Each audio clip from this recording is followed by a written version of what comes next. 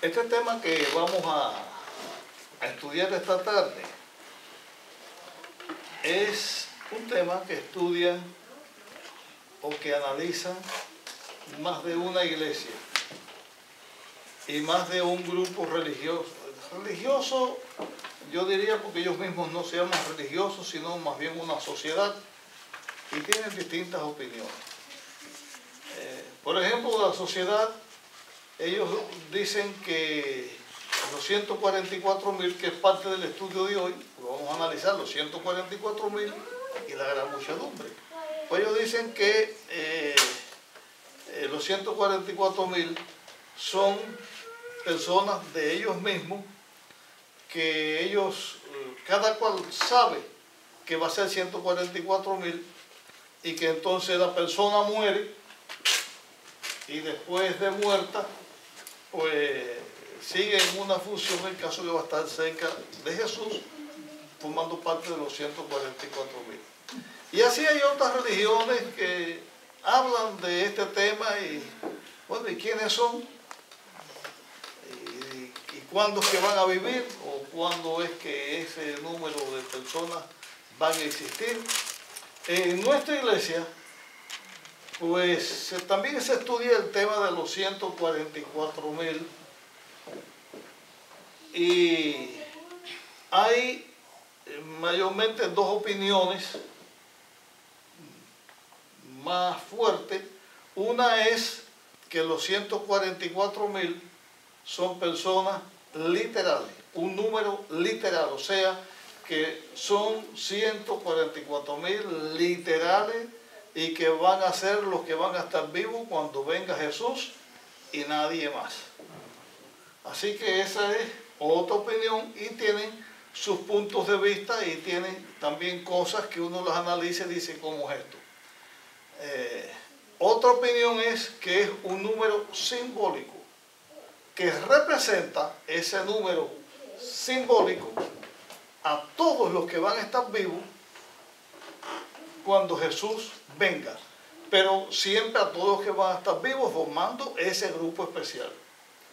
También los que dicen que el número es literal, dicen que es literal, pero de la misma manera como cuando Jesús alimentó a la multitud con panes y peces, que solamente hablaba de los hombres, pero no contaba ni a las mujeres ni a los niños. Cuando Jesús alimentó a la multitud aquella, 2 veces lo hizo, nunca contaba ni mujeres y niños, y por experiencia se sabe que en las reuniones religiosas siempre hay más mujeres que hombres. Y los niños a veces son abundantes, a veces son menos abundantes. Pero en cuanto a hombre y mujer, por regla general, siempre hay más mujeres que hombres. Bueno,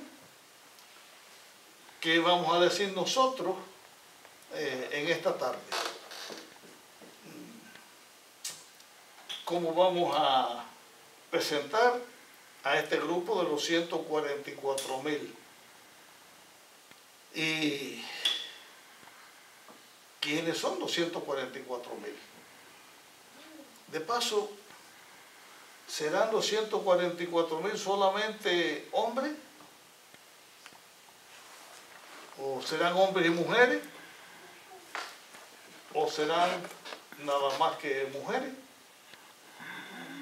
Porque en esto también la gente tiene opiniones y hablan y dicen.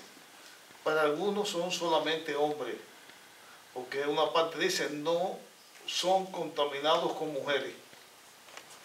Y si son hombres no contaminados con mujeres, pues tiene que ser hombre. Ahí está hablando de las iglesias, de otras Pero el problema es que también dice que son vírgenes. Y casi siempre la palabra virgen se usa para las mujeres. Se aplica para las mujeres y no para los hombres. Pero, de todas maneras, el libro de Apocalipsis es un libro altamente simbólico y uno tiene que ver. Y en sí, no es lo que unos digan, unos piensen, otros enseñan, sino en un análisis de la Biblia, qué dice la Biblia. Porque lo que debe interesar no es qué dice este, o qué dice aquel, o qué dice el otro, sino qué dice la Biblia. Me gustaría comenzar buscando Apocalipsis capítulo 6. De paso, ¿ustedes saben qué capítulo de la Biblia habla de los 144,000? Capítulo 7. El capítulo 7 del libro de Apocalipsis. Pero nosotros vamos a estudiar o analizar unas declaraciones que están en el versículo 6. Y es posible que en algún momento, después de esta tarde, dediquemos un tiempo a analizar lo que vamos a leer ahora del capítulo 6, pero ya analizarlo como un tema específico él. Mire, vamos a leer Apocalipsis 6, versículos 12 en adelante. Dice allí: miré cuando él abrió el sexto sello. Se produjo un gran terremoto, el sol se ennegreció como un saco de silicio, la luna se volvió toda como sangre, y las estrellas del cielo cayeron sobre la tierra como la higuera echa sus higos cuando es sacudida por un fuerte viento. Hasta aquí vamos a leer y vamos a explicar algo. Estas declaraciones que hemos mencionado ya se han cumplido. Habla aquí del sexto sello y esto ya se ha cumplido. En otro momento podremos estudiarlo. Pero sigue hablando y hay algo ahí que ya no se ha cumplido. ¿Cuándo se cumplió? El terremoto que se habla aquí, todo apunta al terremoto de Lisboa, cuando se abre el sexto sello este. El sol, la luna y las estrellas, pues ya se sabe la fecha en que esto ocurrió, y así se ha enseñado y se ha predicado en las iglesias y se han puesto la fecha, porque son señales del fin del mundo. Señales que la Biblia pone para que nosotros sepamos en qué época del mundo estamos viviendo. Pero en el versículo 14 hay algo que todavía no ha sucedido. Así que en este sentido nosotros estamos todavía bajo el sexto sello. De paso, esta parte de la Biblia está hablando de los sellos. Y les aclaro que en la Biblia, en el libro de Apocalipsis, la historia de la iglesia cristiana en la tierra la presenta primero bajo el símbolo de las 7 iglesias. Después de las 7 iglesias vienen los 7 sellos y después vienen las 7 trompetas. En una declaración así, bien por encimita, las 7 iglesias es un estudio del periodo de la iglesia cristiana en cuanto a su experiencia, a su doctrina y cómo le ha ido en la tierra. 7 iglesias. Estamos nosotros viviendo en el periodo de la última iglesia, que es de la iglesia de la Odisea. Después los sellos presenta cómo o qué sucede con los gobiernos y la iglesia, cómo los gobiernos actuaron con la iglesia a través de su historia. Y también en las trompetas tiene que ver con Dios y con los gobiernos de la tierra. O sea, son cosas que tienen que ver con la iglesia, con la historia de las naciones, con la historia de Dios viendo con las naciones, las iglesias, los sellos y las trompetas. El versículo 14 dice: el cielo se replegó como un pergamino que se enrolla. ¿Saben ustedes lo que es un pergamino, verdad? Ok. Es el cuero del animal donde se escribía, se hacía como un rollo para leer. Los libros no eran así como esto que tenemos, eran rollos, y entonces el rollo se enrollaba o se desenrollaba. Cuando dice que el cielo se replegó como un pergamino que se enrolla, está dando la idea que el cielo como que se está envolviendo y ya uno no ve el cielo. Ese cielo que se menciona aquí no es el universo, sino el cielo atmosférico, lo que hace que nosotros tengamos luz, lo que hace que nosotros tengamos la atmósfera donde estamos viviendo. Cuando una persona sale de la atmósfera, ya no ve luz como nosotros vemos aquí, ve el firmamento, lo ve todo oscuro, y esa es la experiencia de los astronautas. Cuando suben y de las fotos que se toman de la Tierra, desde otros lugares fuera de la atmósfera de la Tierra, y se ve el planeta, pero allí no hay la luz. Así que ese cielo que se enrolla es la atmósfera. La experiencia que se está presentando aquí es que va a llegar un momento que la atmósfera, el cielo, se va a enrollar como un pergamino. Y en ese momento van a suceder algunas cosas. Dice, y todo monte y toda isla fueron removidos de su lugar. Parece que hay como un terremoto, que es lo que mueve los montes y las islas. Hay como un terremoto que sacude la tierra, el cielo se enrolla, todo queda negro, no hay atmósfera, no hay luz. Y cuando eso sucede, la tierra está habitada, tiene gente viviendo. Y esa gente tiene una experiencia. Y esa gente clama por lo que ellos están viendo. Mire, yo no sé si ustedes han podido ver en la computadora, en el televisor, en las noticias, si ustedes han podido ver algunas imágenes de los tsunamis que han habido y de terremotos que han habido. Cómo el agua viene y arrasa, cómo la gente huye, grita, cómo hay muertos. Al final de la historia de este mundo va a pasar así. Entonces los que están vivos son personas de todo índole, desde reyes hasta personas sin libertad. Y la Biblia lo presenta así. Entonces los reyes de la tierra, los grandes, los ricos, los capitanes, los poderosos y todo siervo y todo libre se escondieron en las cuevas y entre las peñas de los montes. Y decían a los montes y a las peñas, caed sobre nosotros y escondernos de la vista de aquel que está sentado en el trono y de la ira del Cordero. ¿Por qué? Porque ha llegado el gran día de su ira, y ¿quién podrá quedar en pie? Ese se señala como el tiempo en que Cristo viene a la tierra. Y sabemos nosotros, por la forma en que la Biblia habla de la segunda venida de Jesús, que es posible que lo estudiemos en otro tema aparte, qué va a pasar con la segunda venida de Jesús, está señalando al momento de la segunda venida de Jesús.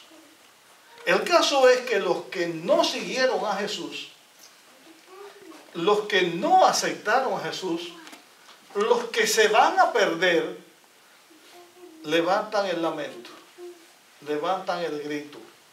Y ellos dicen, el día de su ira ha llegado. Es el día del cual ellos se burlaban, del cual ellos no esperaban, no pensaban que eso iba a llegar nunca. Y como ven que ya está ahí, imagínense las islas, casi todas están habitadas. Las montañas, casi todas están habitadas.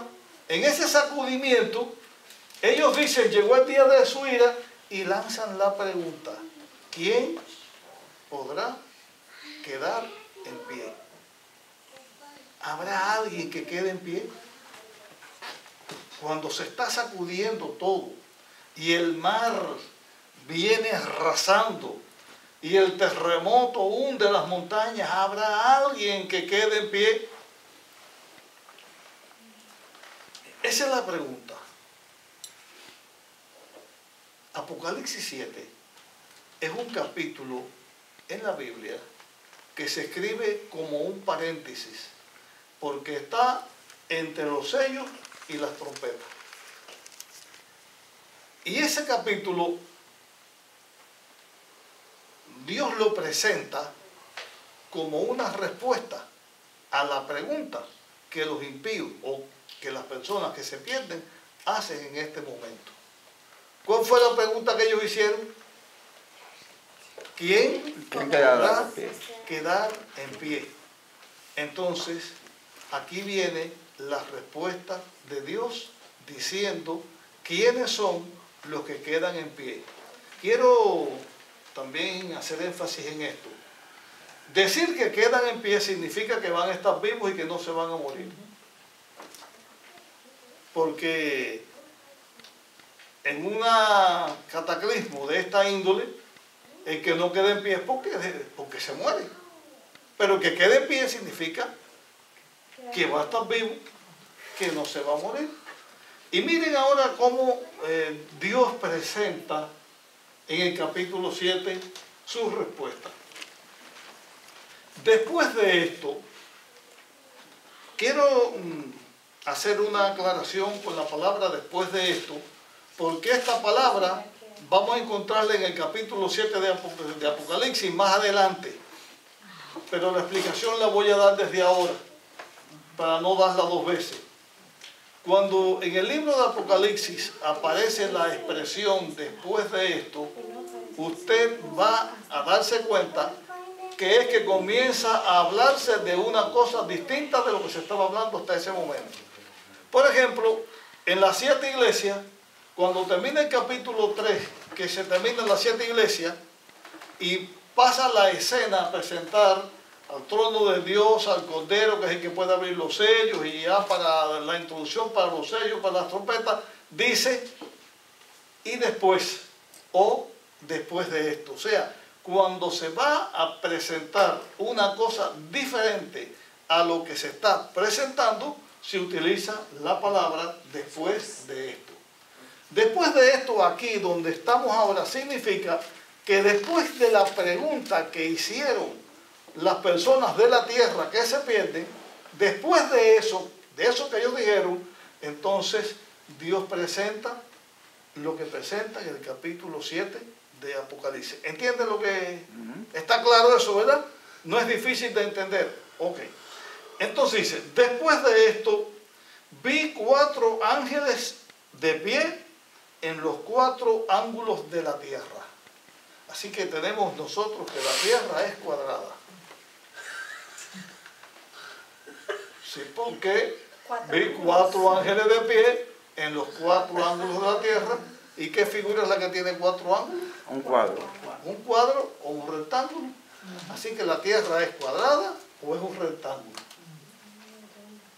Eso dicen algunas personas que quieren atacar a Dios y decir que la Biblia no dice verdad.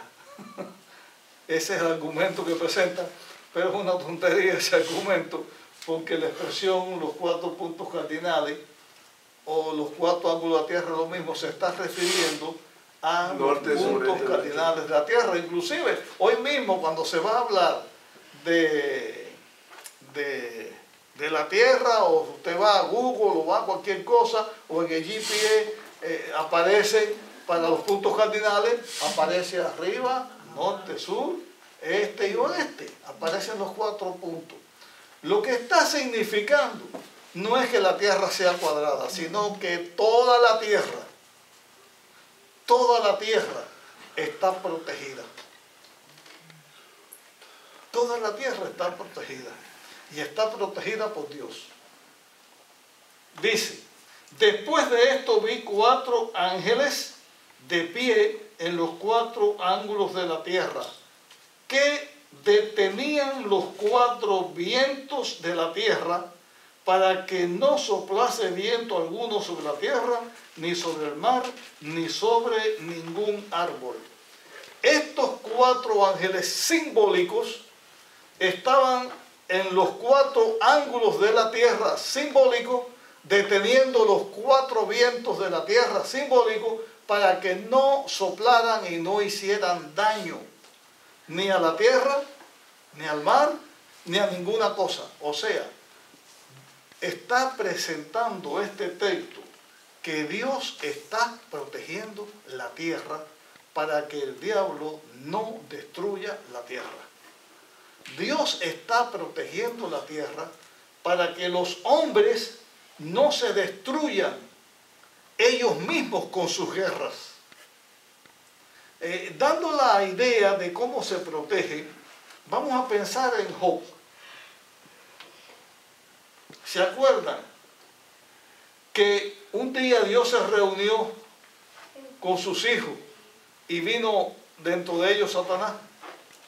Y Dios le pregunta y le dice, ¿y tú de dónde vienes?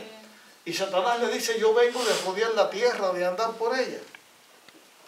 Entonces sale a relucir Job, que era fiel a Dios, y el diablo le dice a Dios, sí, pero Job no te sirve de balde, tú lo tienes protegido y no se le puede hacer ningún mal.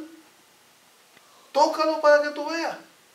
Entonces Dios le dice, en tus manos está, pero no lo puedes tocar a él. ¿Quién protegía a Job y todo lo que tenía Job? Dios. Dios. ¿Qué pasó cuando Dios retiró la mano y no protegió lo que Job tenía? ¿Qué tiempo duró? El diablo arrasó enseguida. Cuando volvieron a reunirse, dice otra vez la conversación, dice, ahí tienes a mi siervo Job. Mira, se mantiene fiel. Dice, no, tócalo a él. Dios le dice, lo puedes tocar, pero no lo puedes matar. Su vida tienes que respetar. A Job le cayó en el instante, le cayó sarna, le cayó gusano. A Job fue un desastre. Cuando Dios quita su protección, el diablo destruye. Este texto de la Biblia lo que está enseñando es cómo Dios protege a esta tierra en que nosotros estamos viviendo. De hecho, la palabra de Dios enseña que cuando Cristo venga a la tierra, Él viene a destruir los que destruyen la tierra. No es Dios quien destruye la tierra. Pero este mundo ha estado más de una vez al borde de la destrucción. Al borde. Cuando la Primera Guerra Mundial, aquello fue terrible. Pero en la Segunda Guerra Mundial, ¿cuántos millones de personas murieron? Parecía que aquello no iba a tener fin. Y después de eso, cada rato, bueno, después de eso no ha habido, yo creo, un momento en que en la tierra no haya habido guerra. Actualmente está habiendo guerra. Actualmente la está viendo. Pero lo gracioso es esto. Todas las naciones dicen, nosotros nos armamos para defender la paz. Ninguna dice que es para matar. Pero ¿cuál es la ambición de las naciones? Tener la bomba atómica. Y cada vez que una nación se agarra con un poquito de fuerza, allá la ve poniendo reactores nucleares para tener la bomba atómica. Y las que ya tienen la bomba atómica no quieren que otros tengan la bomba atómica. Pero ellos sí las tienen. Ustedes saben qué pasaría si una tercera parte de las bombas atómicas que existen se tiraran en la Tierra. Ya el planeta Tierra no existiría. Se destruye. Se destruye. ¿Qué es para la defensa? ¿Qué es para mantener la paz? Y no solamente las bombas atómicas. No, hay otras bombas también. Hay armamentos químicos. Hay armamentos que destruyen a la humanidad. ¿Por qué esos armamentos todavía no se han usado? ¿Por qué no lo han tirado? Porque Dios todavía tiene una obra que hacer a través de su pueblo y el pueblo de Dios todavía no se ha sellado. En la Biblia se enseña, y este es otro tema para estudiar en otro momento también, en la Biblia se enseña que va a llegar un momento donde la gracia de Dios se va a retirar de la tierra. En el libro de Apocalipsis, capítulo 22, dice que va a llegar un momento en que el que es sucio va a seguir sucio. El que es inmundo va a seguir inmundo. El limpio va a seguir limpio y el que es santo se va a seguir santificando. O sea, va a llegar un momento en que Dios va a decir hasta aquí. El que se salvó, se salvó, y el que se perdió, se perdió, y eso se conoce como el cierre de la gracia. Solo lo menciono así porque no es el tema que estamos estudiando ahora, pero la Biblia enseña esto. Esta declaración del capítulo 7 hace una referencia al cierre de la gracia. Parecería que ya la gracia se iba a retirar de la tierra, entonces pasa algo. Cuando el versículo 1 de Apocalipsis 7, ya lo acabamos de leer, el versículo 2 dice: entonces vi a otro ángel que subía del este con el sello del Dios vivo. ¿De qué parte del cielo venía este otro ángel? Del este, o sea, del oriente. Usted va a encontrar que en la Biblia esto de un mensaje del este tiene que ver con un mensaje de Dios. Cuando Cristo vuelva a la tierra, también está escrito que volvería del este, que vendría del oriente. No puedo tampoco entrar en detalles aquí porque estamos estudiando otra cosa. O sea, el ángel venía del este significaba que venía por orden de Dios. Ese ángel tenía el sello del Dios vivo. Tampoco el tema que estamos estudiando es el sello de Dios ni el sellamiento. Eso queda para otro estudio. Pero tenía este ángel el sello del Dios vivo. Sí quiero aclarar qué cosa es el sello del Dios vivo. ¿Qué cosa es el sello de Dios? Hay muchas personas que piensan que el sello de Dios es el sábado. O que el sello de Dios es esto o lo otro. El sello de Dios, y cuando vayamos a estudiar este tema, vamos a presentarlo con todos los detalles.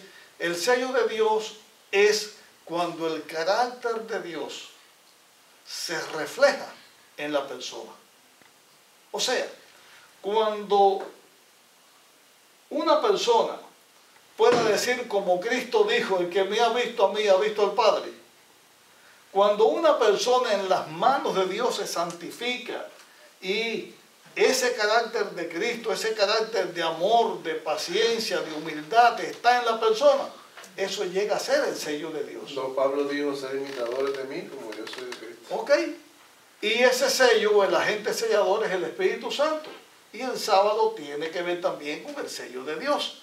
Así que este ángel venía del este, enviado por Dios, con el sello de Dios, con el sello de Dios en la mano.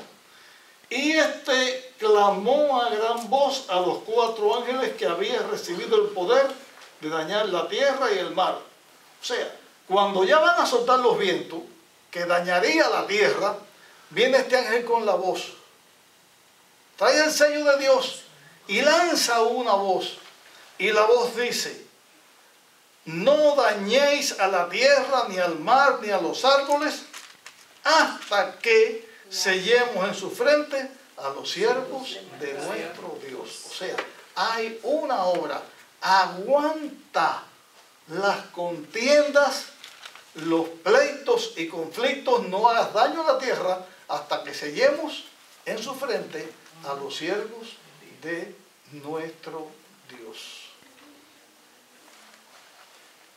No es el tema, repito, que nos ocupa, el sellamiento, pero quiero decir algo del sellamiento aquí.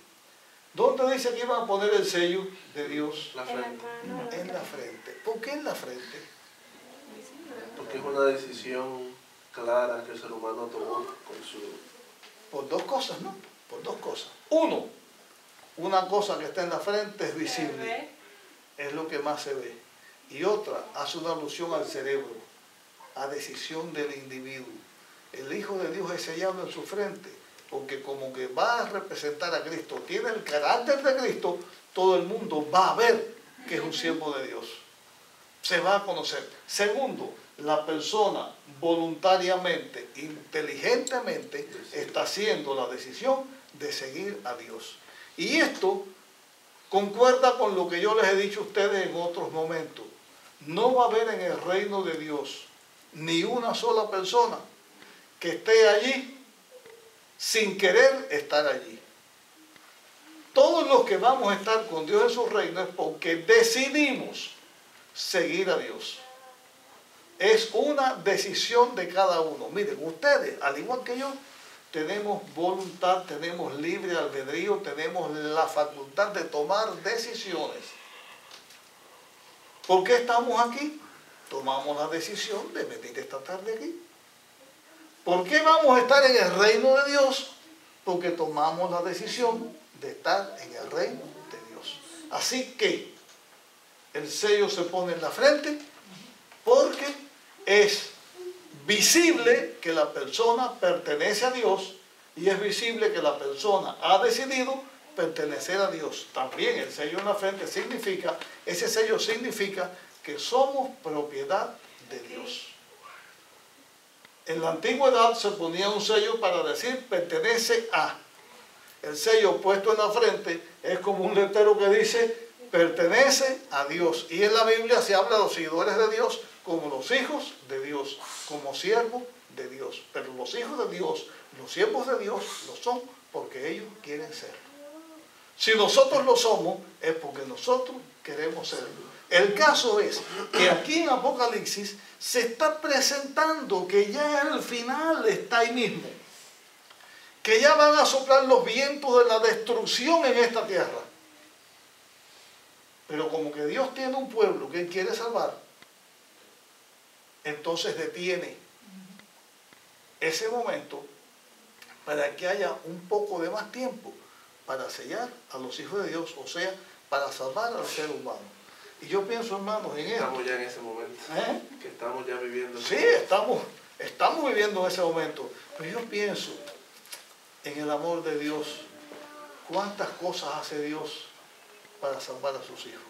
Miren, honestamente, yo me pongo a ver las noticias y la persona que tengo cerca es Raquel, y Raquel conmigo, somos que estamos siempre juntos. Y yo le digo a ella, ¿hasta cuándo este mundo va a durar? ¿Cuándo se va a acabar esta desgracia? A veces en oraciones, y no lo digo ahora yo por lucir más que nadie, ni nada de eso, a veces en oraciones me digo, ay Dios mío, acaba este mundo ya, acaba con el pecado. Si yo me pierdo, que me pierda, pero que acabe el pecado, que no haya más sufrimiento, que no haya más dolor. Oiga, cada vez que usted oye noticias, ¿a dónde ha llegado la maldad del hombre? ¿A dónde ha llegado? Agarran personas, los secuestran, le cortan dedos, le cortan orejas, lo torturan por gusto, matando. Las guerras estas que hay ahora, se ponen a tirar desde donde están los niños, mandan la bomba donde están los niños, la gente inocente, acaban. El avión ese que voló el otro día ahí, de abajo unas personas, por pura maldad, saben que es un avión lleno de civiles. Y le tiran el cohete y matan y mueren, y incendios, terremotos. ¿Hasta cuándo?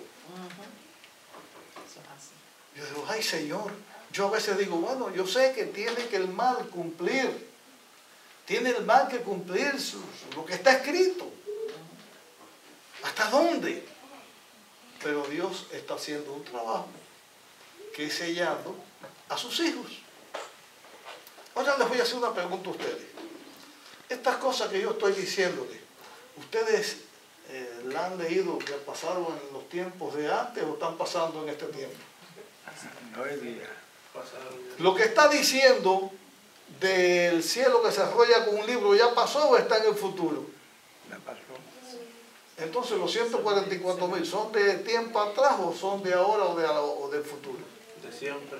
De ahora y para adelante, pero no de gente que esté muerta. ¿Por qué no de gente que esté muerta?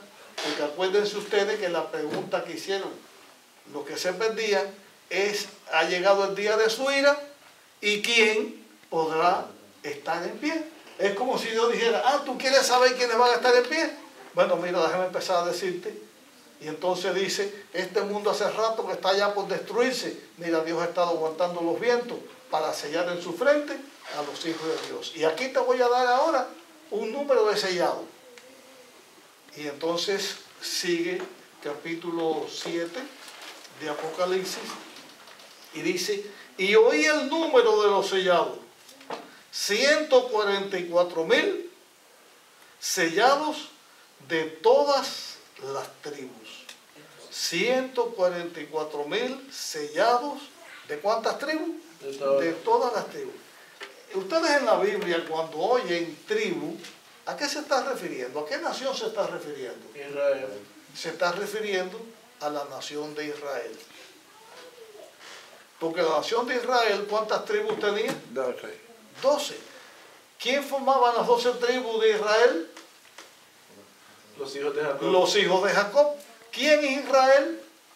Jacob. Jacob. ¿Entró? O sea, la nación de Israel se formó, yo diría así, a partir de Abraham, pero mayormente de Jacob, porque Jacob fue el que tuvo los 12 hijos que formaron las 12 tribus de Jacob.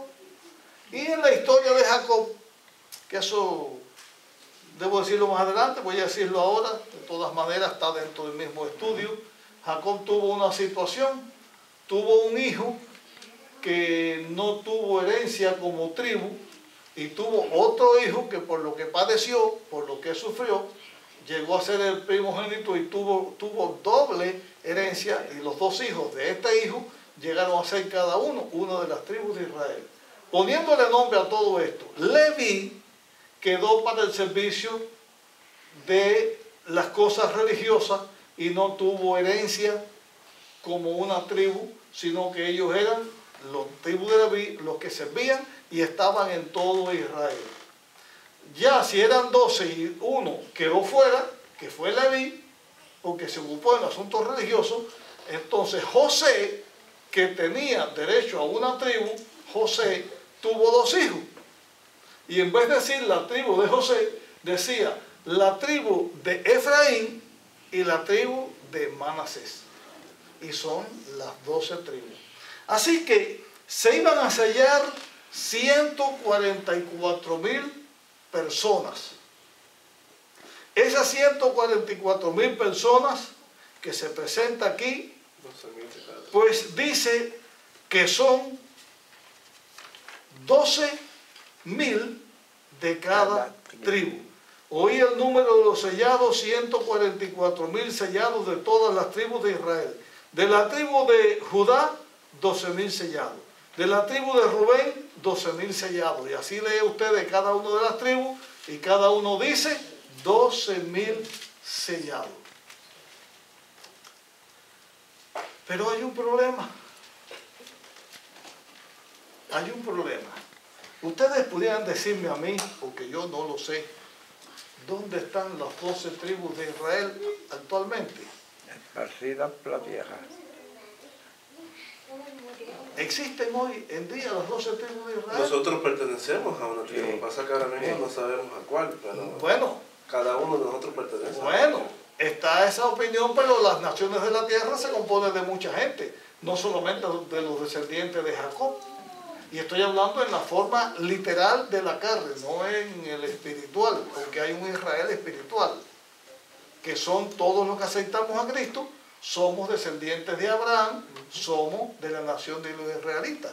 Pero ustedes acuérdense que cuando los asirios se llevaron cautivos a las tribus que formaban el reino del norte, esas tribus desaparecieron. Unos dicen que están aquí, que son esto, que son aquello, que son lo otro, pero no hay una prueba específica que lo son. Solamente tenemos hoy nosotros al Estado de Israel. Si Dios va a señalar a sus escogidos 12,000 de cada tribu, hay un problema. ¿Cómo lo juntas? Porque esas tribus no existen. Si el número de los 144,000, que ya estamos analizando lo de simbólico y literal, si el número de los 144,000 fue a ser literal, significaría que tendría que haber las 12 tribus y sacar 12,000 de cada tribu. ¿Para qué? Pudiera salvarse. Desde luego, estas 12 tribus que usted encuentra aquí, va a ver que la tribu que falta no es la tribu de Leví, sino que es la tribu de Dan.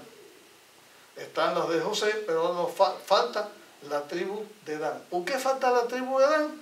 Por dos características. Dan era idólatra y Dan también era traidor. Y en el reino de los cielos ni van a estar los idólatras, ni van a estar los traidores. Por eso falta la tribu de Dan. Pero está la tribu de Leví, porque ya como que en la tierra nueva no va a haber, o entre los sellados de Dios, no va a haber ese servicio religioso del pueblo de Israel, pues está Leví porque sí tiene parte en el reino de Dios. Hay otro problema aquí. Hay otro problema. Estos 12,000 sellados significa, si fuera literal, que ningún cristiano se va a salvar. Ningún cristiano va a estar vivo cuando venga Jesús. Solamente va a ser la nación literal de los judíos, aunque no exista. ¿Entiende lo que digo? Porque si son 12,000 de cada tribu, ¿a qué iglesia pertenece? ¿La israelí? ¿A qué iglesia? Pero el pueblo de Israel, como nación, ya no es la iglesia de Cristo. El pueblo de Israel como nación, hace rato que no es la iglesia de Cristo. Cuando ellos desecharon a Cristo, cuando crucificaron a Cristo, ellos dejaron de ser la iglesia de Dios. Dejó de ser el pueblo de Dios. Y un judío se puede salvar, como se salva un gentil, solamente a través de Cristo. El judío, el gentil, cualquier ser humano, puede alcanzar la salvación, pero esa salvación solamente la puede alcanzar a través de Cristo. Así que Cristo es el Salvador, pero en la respuesta de Dios sería que solamente israelitas literales pueden salvarse y 12,000 de cada uno. Se ve a las claras que eso no puede ser. Eso no puede ser. Esta es una de las razones por la que no se puede pensar en los 144,000 como un número literal, pero hay más razones. No son las únicas, porque los 144,000 usted los encuentra en otros lugares. Vamos a buscar en nuestras Biblias el capítulo 14.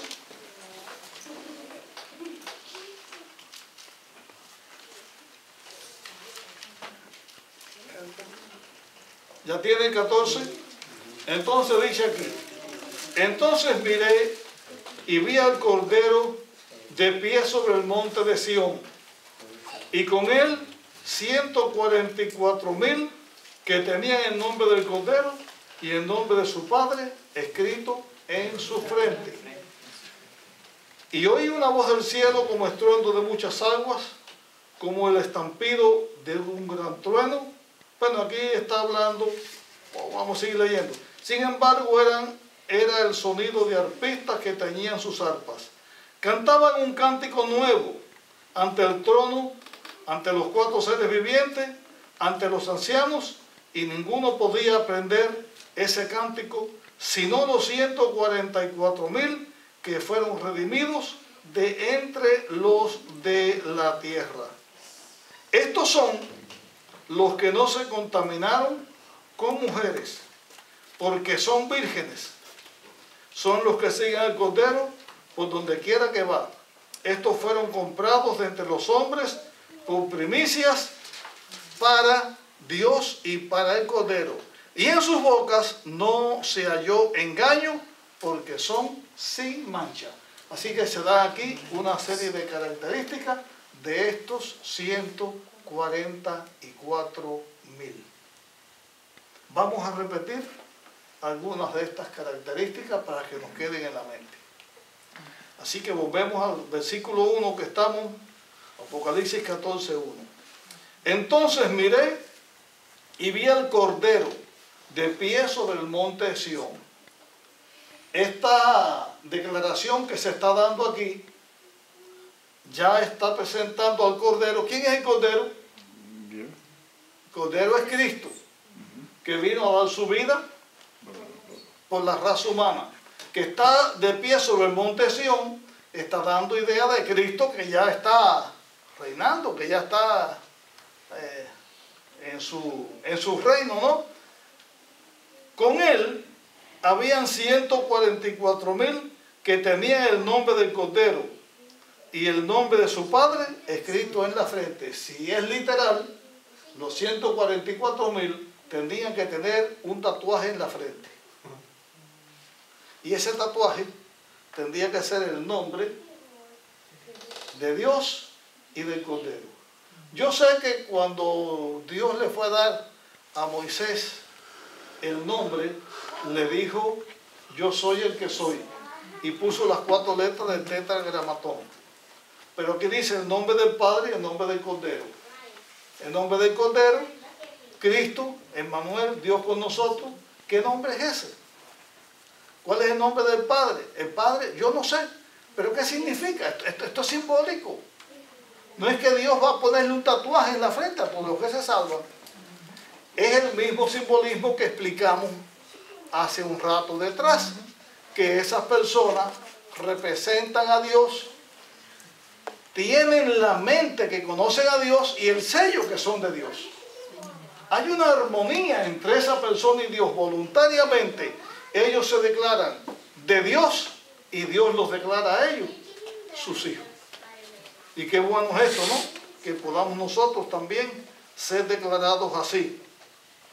Y oí una voz del cielo, como el estruendo de muchas aguas, como el estampido de un gran trueno.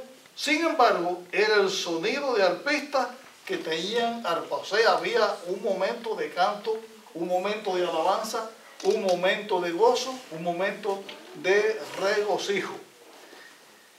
Y estos 144,000 cantaban un cántico nuevo ante el trono, ante los 4 seres vivientes y ante los ancianos.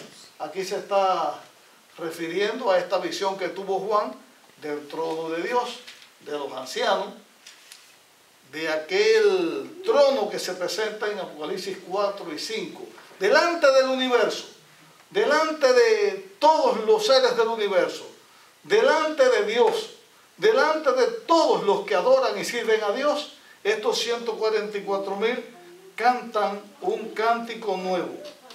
Y ese cántico tiene un problema. No era como los cantos de ahora. Nadie podía cantarlo junto con ellos.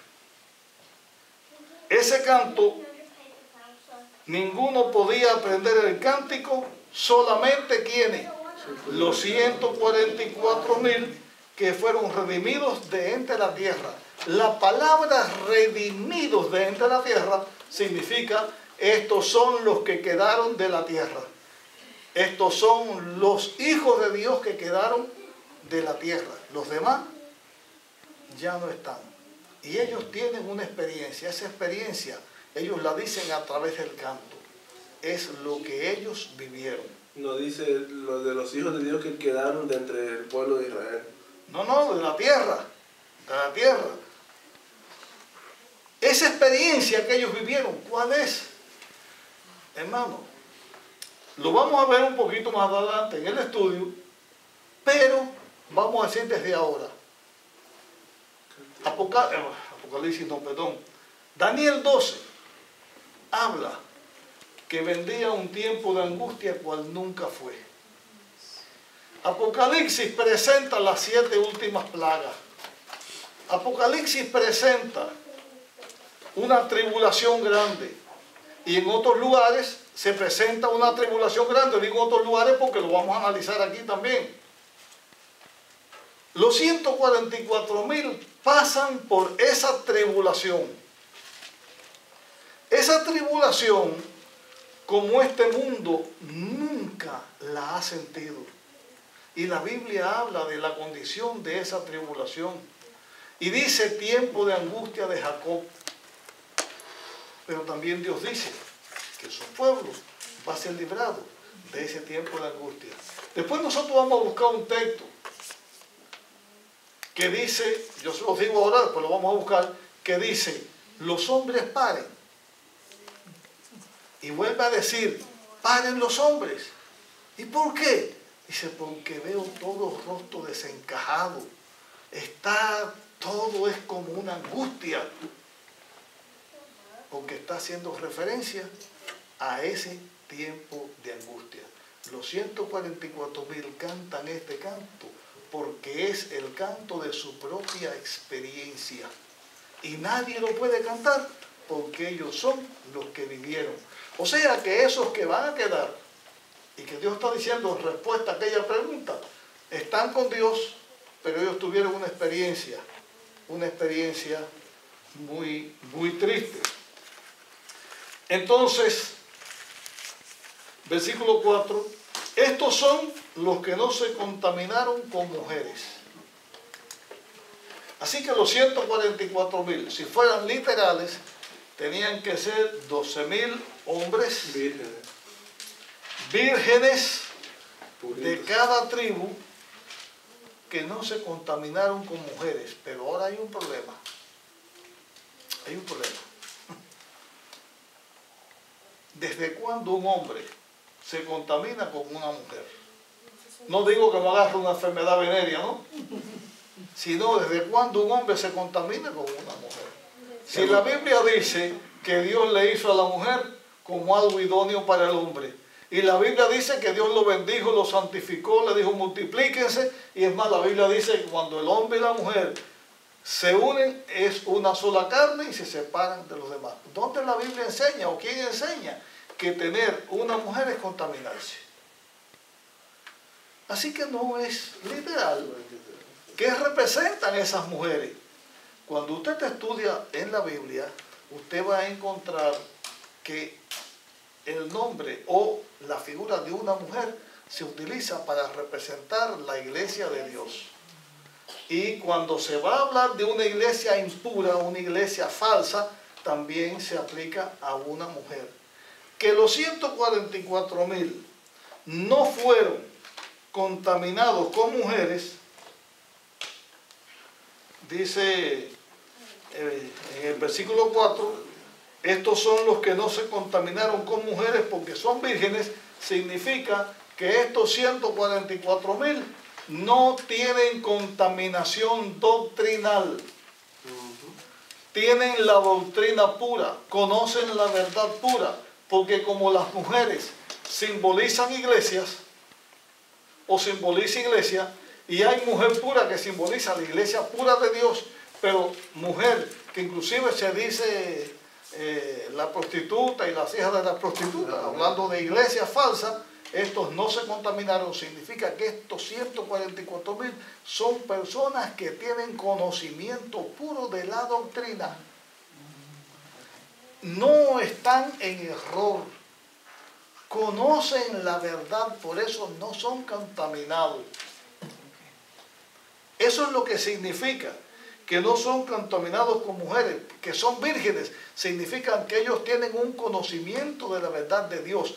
Cuando Dios responde a los que dicen, ¿y quién podrá estar en pie? Dios dice, mira, estos 144.000, este pueblo que está aquí, que pasa este tiempo de angustia, que conoce la verdad, ellos permanecen. Entonces, son los que siguen al Cordero, por donde quiera que el Cordero va. Estos fueron comprados de entre los hombres por primicias para Dios y el Cordero. ¿Qué significa ser comprado de entre los hombres? La Biblia dice, compra la verdad y no la venda. ¿Cómo Dios compra al ser humano? O Dios viene a una subasta, dice, vengo a comprar hombres para mi reino, y hace una subasta y compra este, compra el otro. No. Dios compra porque Él dio a su Hijo. El Padre compra porque dio a su Hijo. Cristo porque Él vino. Dios porque está haciendo la obra de la salvación del ser humano. Dios redime al ser humano. Dios salva al ser humano. Y si el ser humano o si nosotros los seres humanos tenemos la esperanza de no morir eternamente, de vivir eternamente con Dios, es gracias a Cristo que vino a esta tierra y nos salvó y dio su vida para salvarnos. Cristo nos rescató.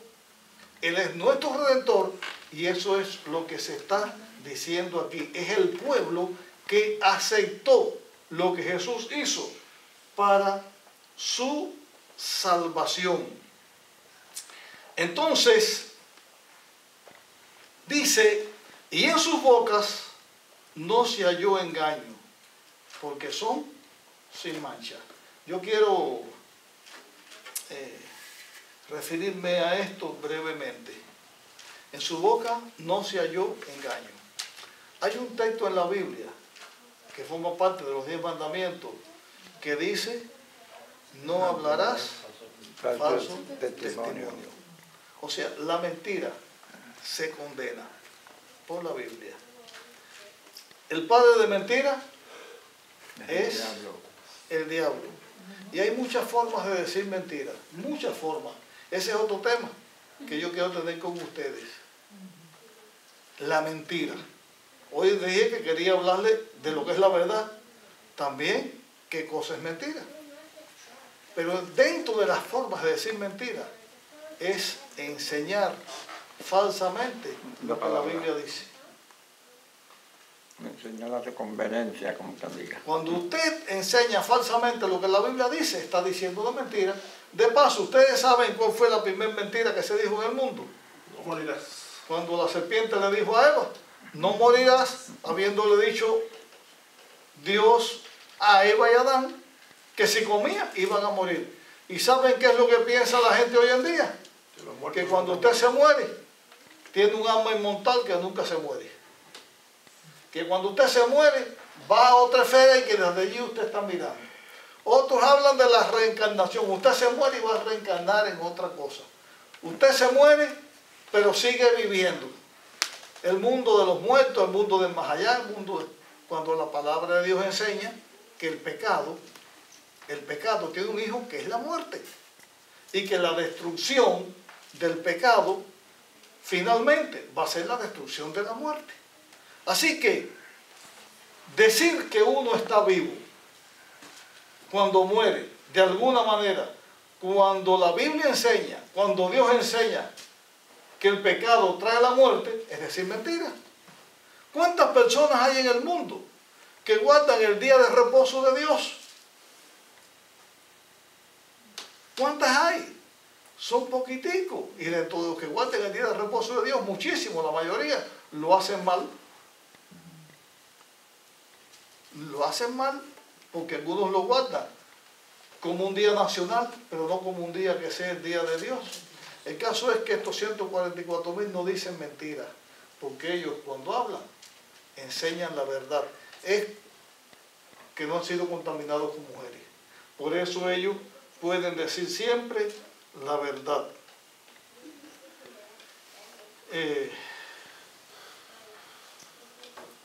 Los 144,000 son el pueblo fiel de Dios que va a estar vivo hasta que Cristo venga. Bueno, hasta aquí vamos a llegar hoy con este estudio. Porque más o menos estoy cerca de la mitad para enseñarles después, terminar con los 144,000 y hablarles de la gran multitud o la gran muchedumbre. Hasta aquí llegamos hoy, después vamos a seguir adelante.